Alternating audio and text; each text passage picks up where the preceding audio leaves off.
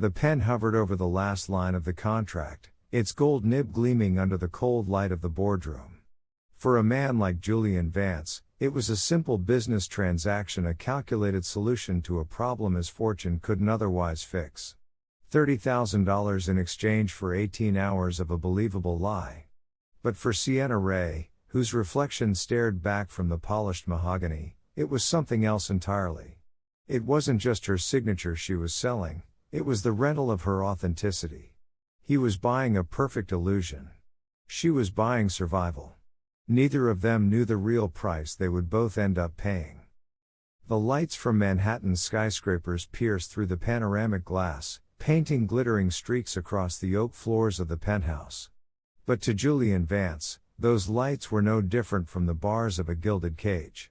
At 34, he was the head architect and CEO of Vance & Sterling, an empire that had reshaped the city's skyline. Every one of his buildings was a statement of power and precision. Yet now, standing in his own masterpiece, he felt a complete loss of control. The phone rang, shattering the silence. He glanced at the screen. "Mother." A sigh escaped his chest. "Julian, darling.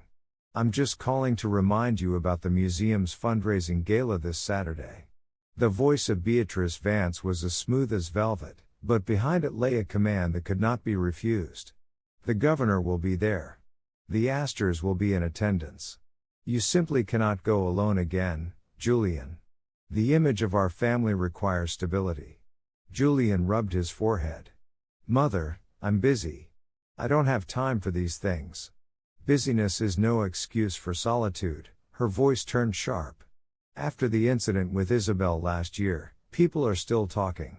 They need to see you've moved on, with someone suitable. This isn't just personal, it's strategy." The name Isabel sent a cold pang down his spine. His former fiancée, who had left with the declaration that he was married to his blueprints, not to her. The most bitter part was that she had been right. The next morning, in his minimalist yet powerful office, Julian stared at the folder his trusted assistant, Clara, had placed on his desk. Outside, the city operated like a perfect machine he had helped create. But his private life was an unfinished design. Clara entered, holding 2 cups of coffee. She had been with him since Vance & Sterling was just an idea in a small apartment. She was the only one who could read his thoughts through his silence. "Mrs. Beatrice again?" she asked, setting a coffee down. "She wants me to bring a strategy to the gala," Julian replied, his voice tired. "Someone who looks like they're genuinely in love with me." Clara offered a slight smile. "I've prepared a few options. B-list actresses looking for exposure. Models. The daughters of business partners who would benefit from the connection." Julian flipped through the photos. Polished smiles. Calculated gazes. All of them were perfect, and therefore, soulless. "They all look like the buildings I design," he muttered. "Beautiful, precise, but with no soul." He pushed the folder away. "I need something real. An improvisational melody, not a pre-planned symphony." Clara hesitated for a moment, then pulled out a tablet from her bag. "Actually, there is one last option. She's not on the list, because this is not her world at all." On the screen was a photo of a woman with a messy mane of auburn hair, lost in the music she was playing on a saxophone in a dimly lit jazz bar. The spotlight illuminated her face, her eyes closed, her fingers flying across the keys as if they were telling a story. There was something raw, fierce, and passionate in the image. "Her name is Sienna Ray," Clara explained. "She plays at the Blue Note every night. A natural talent, Juilliard trained. But the life of a jazz musician isn't easy." "What do you know about her?" Julian asked, his eyes fixed on the screen. He could almost hear the sound coming from the photo. "I happened to hear her story when I was at the bar last week. Her father, a legendary musician himself, just passed away and left behind a mountain of medical debt. His heirloom saxophone is about to be repossessed. Sienna is doing everything she can to keep it." That evening, Julian drove to the Blue Note himself. The bar was tucked away in a Greenwich Village alley, with old brick walls and a faded blue neon sign. The air inside was thick with the smell of bourbon, smoke, and a sweet melancholy. And then, he heard it. Sienna's saxophone. The melody was at once haunting and explosive, a song of resilience and desperation. When she finished, the entire bar seemed to hold its breath for a second before erupting in applause. Sienna took a bow, a tired but genuine smile on her lips. Julian waited until she was sitting alone at the bar, polishing her instrument with an almost reverent tenderness. He approached. "Miss Sienna Ray?" She looked up. Her hazel eyes held a certain wariness, but also curiosity. "Can I help you?" "My name is Julian Vance," he said, deciding to be direct. "I have a business proposition for you." Recognition flickered in her eyes, followed by a hint of derision. "Oh. The great architect. I didn't take you for the basement bar type. I need someone to play the part of my girlfriend at a gala on Saturday night," he said, ignoring the jibe. "One night only. $30,000. Sienna's hand stilled. She stared at him, her eyes narrowing. "Are you kidding me? You want to hire me?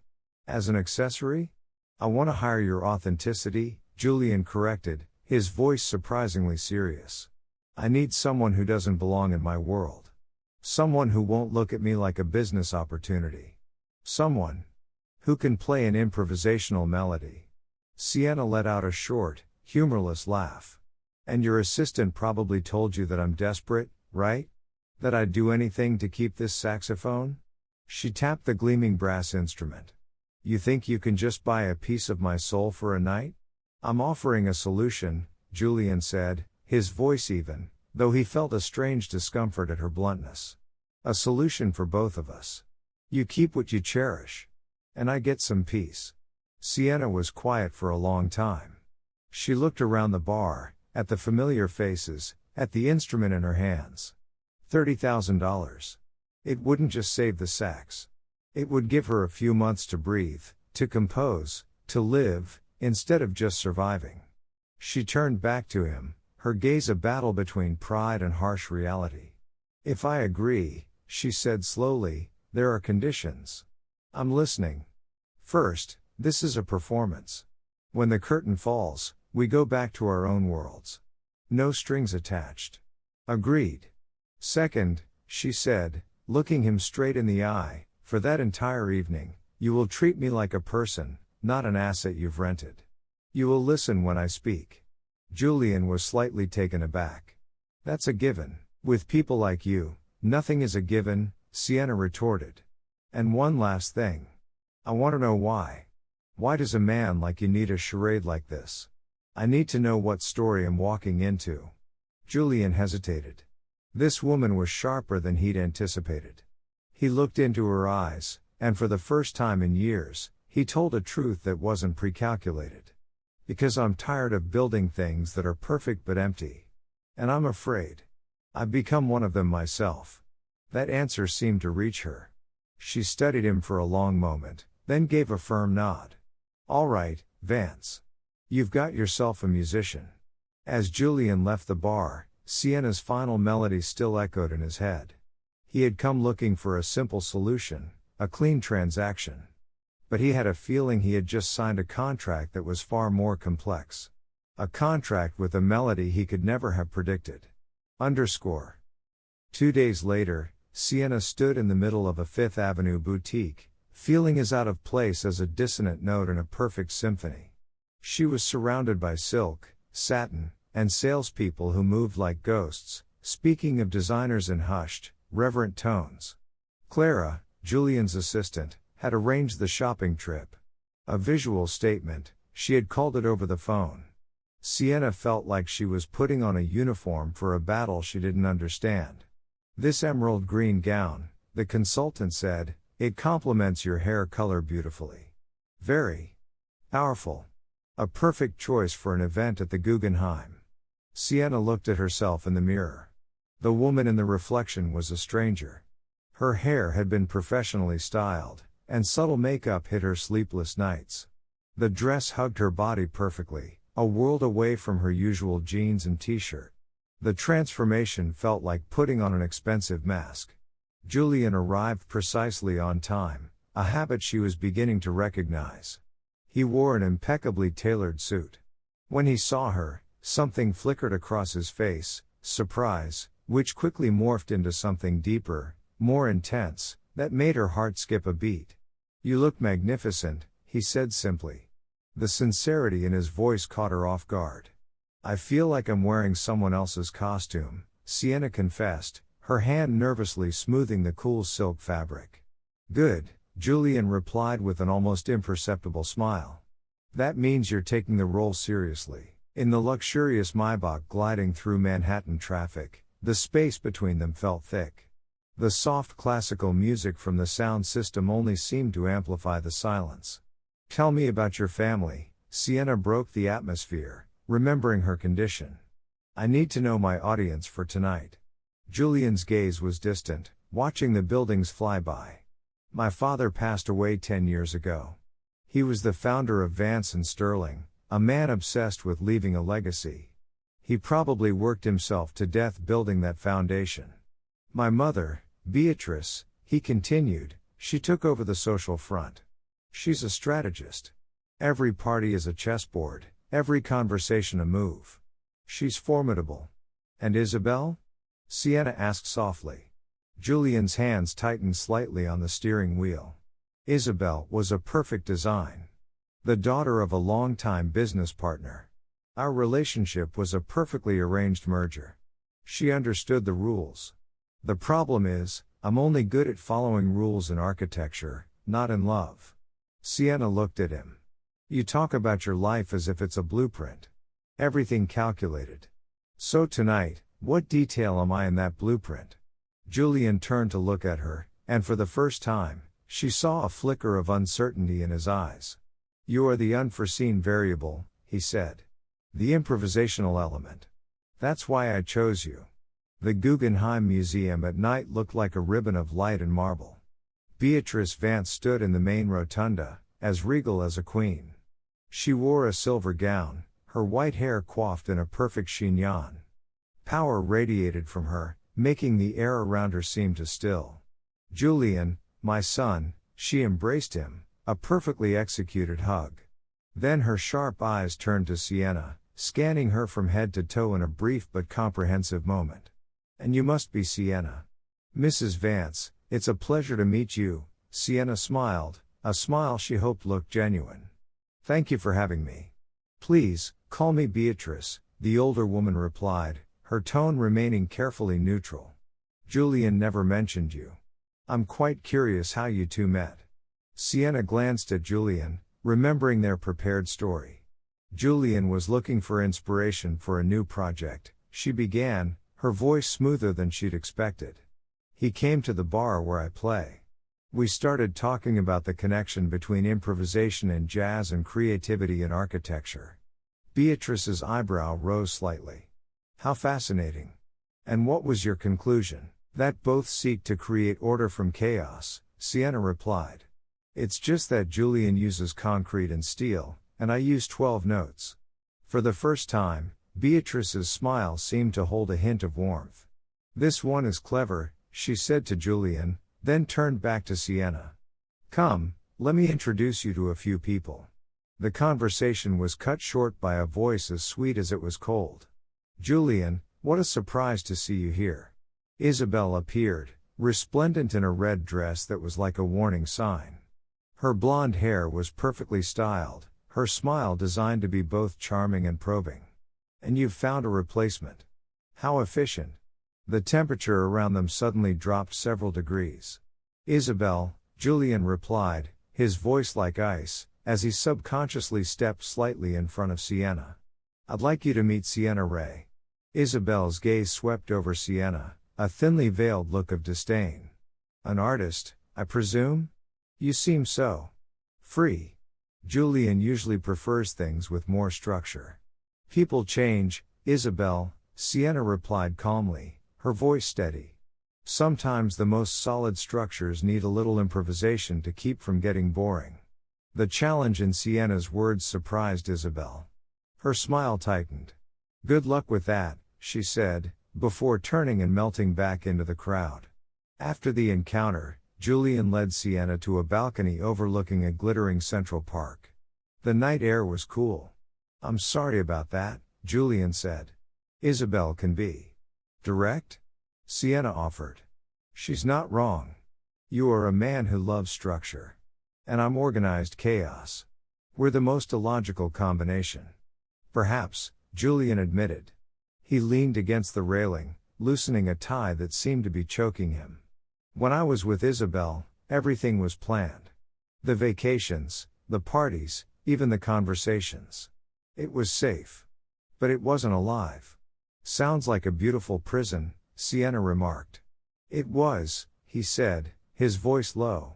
"And tonight, when I saw you in that shop, wearing that dress, I realized I was trying to make you a part of that prison. I was trying to impose my structure on your melody." His unexpected confession stunned Sienna. She looked at him, the man who always radiated control and power, now revealing a rare vulnerability. "So why did you do it?" she asked softly. He turned to look at her, his eyes deep in the shadows. "Because your melody scares me," he whispered. "It's real. It's unpredictable. It makes me feel everything." The space between them seemed to shrink. They were no longer the architect and the musician. No longer the contract and the performance. Just two people, under the Manhattan sky, exposing the cracks in their facades. He slowly raised his hand, his fingers gently touching her cheek, his thumb brushing against her skin. "Sienna," he breathed her name, and in it was a question he didn't dare speak. And before reason could intervene, before the blueprint could be redrawn, Sienna rose on her toes and pressed her lips to his. It was soft and hesitant at first, an exploration. But when he responded, one hand finding her waist and pulling her closer, the kiss deepened, intensified. It was a collision of two worlds, of precision and improvisation, of silence and music, of hidden loneliness and unrestrained passion. When they finally broke apart, both were breathless. "This," Julian said, his voice hoarse, "wasn't in the contract." "The best things never are," Sienna replied, and for the first time that night, she smiled, a real smile. They stood there, in the quiet of the balcony, as the music and chatter of the gala drifted from behind them. They both knew their performance had just become dangerously real. And neither of them wanted to stop. When they returned to the main hall, something had changed. The kiss on the balcony was like a new chord that altered the entire composition of the evening. They no longer walked beside each other like two strangers fulfilling a transaction. There was an invisible thread, an awareness of the other's presence that was both thrilling and terrifying. Julian found himself drawn into conversations about concrete projects and multimillion-dollar contracts, but this time, he was always conscious of where Sienna was. He saw her speaking with a famous art critic, not with intimidation, but with a fiery passion, debating the difference between technique and emotion. She shone naturally, without needing the designer dress or the validation of his name. Beatrice Vance observed them from a distance, her sharp eyes missing nothing. She saw her son, who always kept a safe distance from everyone, now constantly seeking out the musician with his gaze. She saw the way he smiled when he heard her laughter echo from across the room. And she, the master strategist, began to calculate a new equation. The fateful moment happened in the quietest of interludes. As the museum director finished his speech and the waiters began to move, Julian took Sienna's hand, a small but significant gesture. "I need some air," was all he said, leading her to a more secluded corner, near an abstract sculpture. It was the moment Isabel had been waiting for. She approached, champagne flute in hand, her smile like a crack in a perfect facade. "What a moving picture," she began, her voice just loud enough to draw the attention of those nearby. "Julian Vance, the man who builds impenetrable fortresses, has finally found a weak spot." Julian straightened, his hand tightening around Sienna's.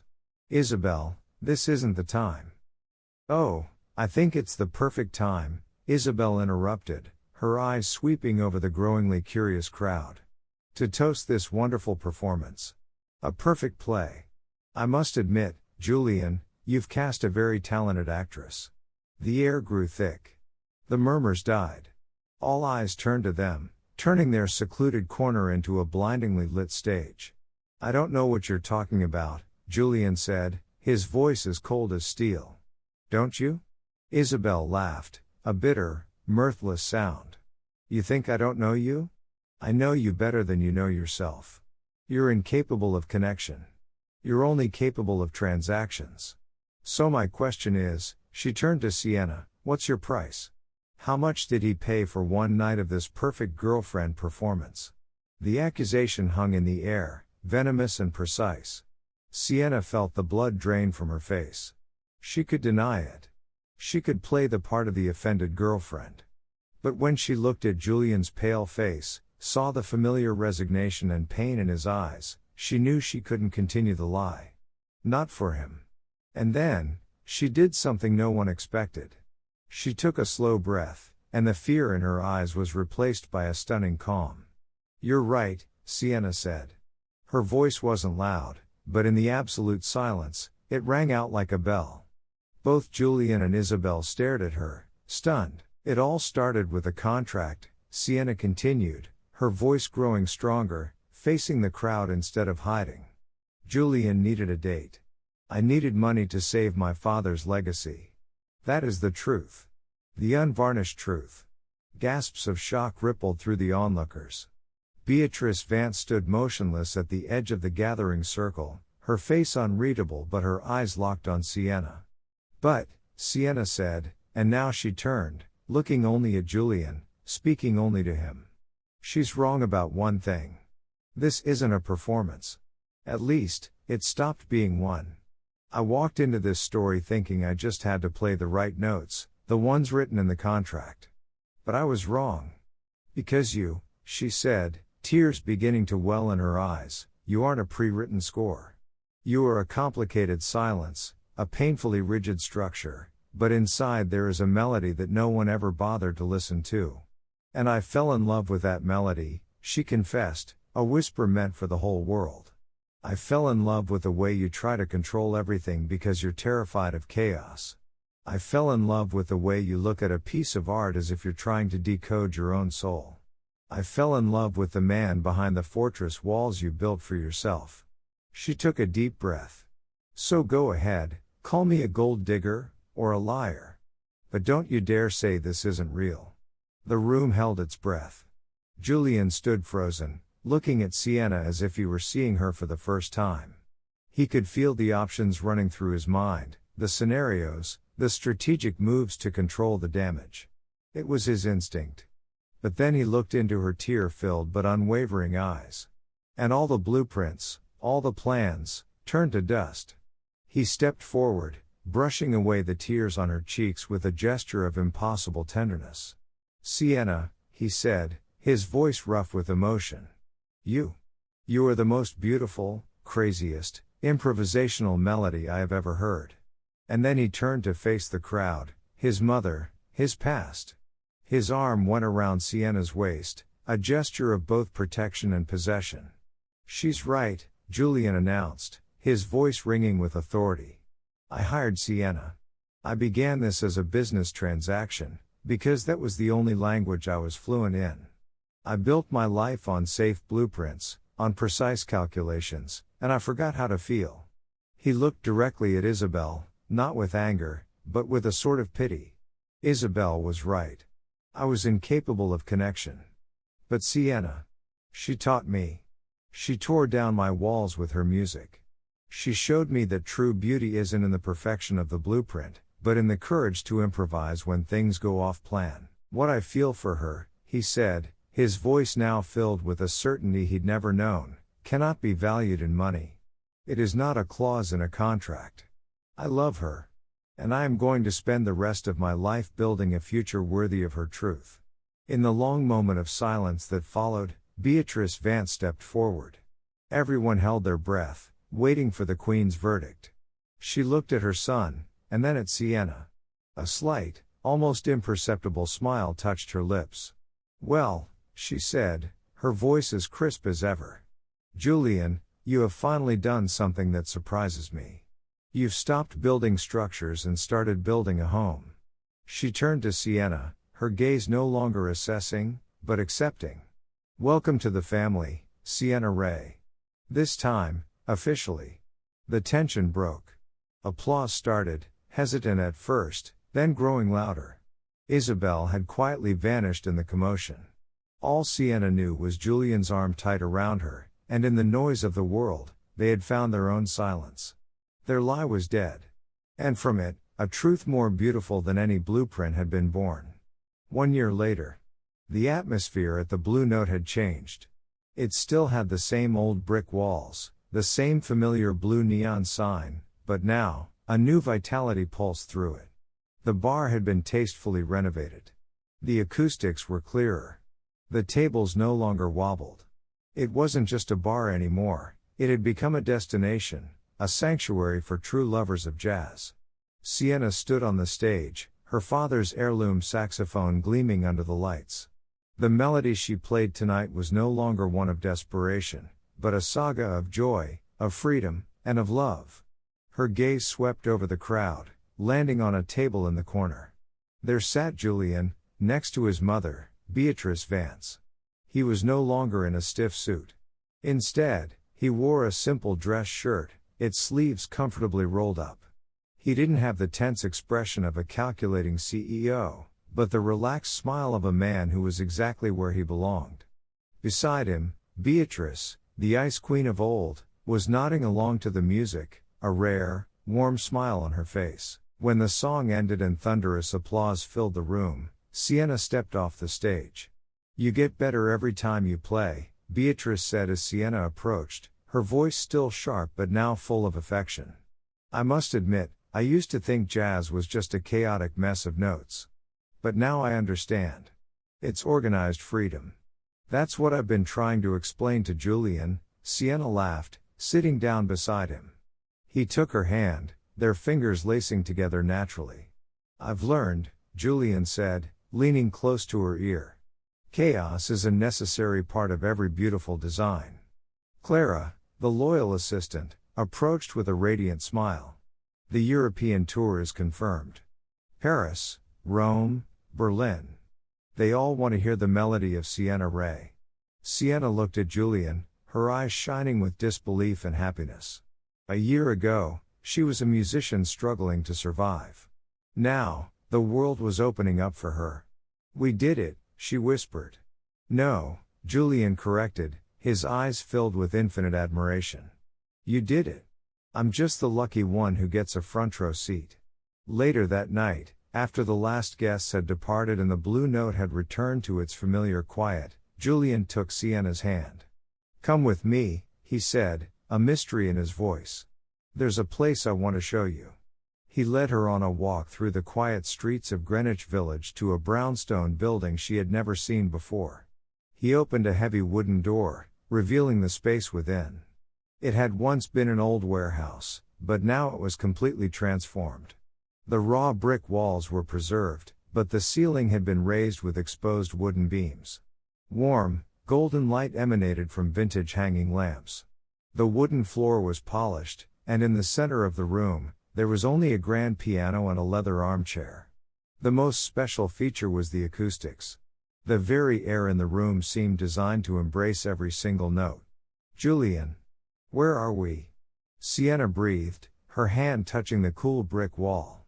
"This is a blueprint," he said, his warm, deep voice echoing in the perfect space. "A foundation. I bought this place 6 months ago. I worked with the best sound engineers. I wanted to create a space just for your music. A place where you can compose, play for yourself, or perform for a few close friends. A place where your melody can fly free, unbound by anything." Sienna turned to look at him, tears beginning to form in her eyes. He, the man of straight lines and right angles, had built a cathedral for her improvisation. "You once said you were afraid of my melody," she whispered. "I was," he admitted, stepping closer to her. "But I realize now that a life without it is just an empty silence."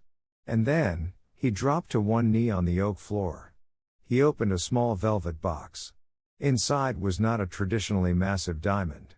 It was an exquisitely designed platinum ring, twisting like a sound wave, with a deep blue sapphire at its center, the blue of the blue note, the blue of her eyes under the stage lights. Sienna Ray, Julian said, his voice trembling with emotion. I have spent my life building lasting structures, things that are meant to be permanent. But they are all meaningless without a solid foundation. You are my foundation. You are the melody in my silence. You are the beautiful chaos that broke the perfect but soulless blueprint of my life. I don't want to hire you for a performance anymore, he continued, a smile appearing in his tear-filled eyes. I want to sign a lifetime contract. Sienna, will you marry me? Will you agree to build a home with me, not of brick and stone, but of trust, laughter, and our own improvisational music? Yes, Sienna whispered through happy tears, then she said it louder, her voice echoing through the space. Yes. Of course, yes. Julian slid the ring onto her finger, a perfect fit. He stood and kissed her, a kiss that no longer held any exploration or hesitation, but the certainty of two souls who had found their counterpart. They stood there, holding each other in the space created from their love. Outside, New York City still glittered with a million stories. But inside this room, an architect and a musician had proven one thing. True love isn't about finding a perfect person according to a pre-written design. It's about having the courage to tear down walls, to improvise together, and then to build a unique masterpiece from the imperfect pieces of you both. It wasn't a performance. It was life. And their music was only just beginning. What happens when a rigid billionaire architect, who designs his life with cold precision, hires a free-spirited jazz musician to be his fake girlfriend? A simple contract is supposed to solve all their problems, his need for a perfect social illusion, her desperation for financial survival.